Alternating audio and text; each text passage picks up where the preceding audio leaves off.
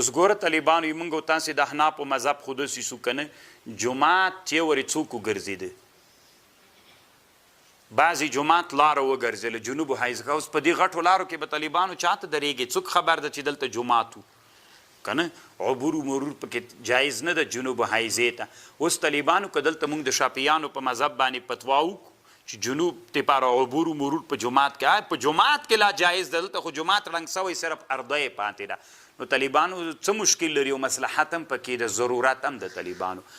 طالبانو د زمانې سره باید سړی ټکر ونه کړي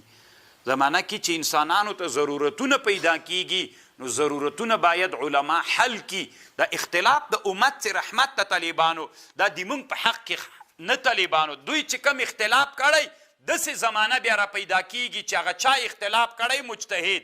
یو ورځ طالبانو همغه اختلاف ته ضرورت پیدا کیږي علما په هغه اختلاف باندې څوک کوي عمل کوي لکه دغه مسله کې اوس امام شافعي صاحب له موږ سره اختلاف کړی نو چې اختلاف یې کړی طالبانو د ضرورت ورته پیدا سو نو رحمت سو که نه که دا اختلاف نه وی طالبانو د اتیا متره لاره به داسې او داسې کېدله نو دا بیا لاره بیا د لار پایده څه شی سونه خبر باندې پوه شئ طالبانو ورونو او ما مخکې هم درته ویلي والله مو طالبانو داسې علما جوړ کړه چې د حضاري علما وګرځېږئ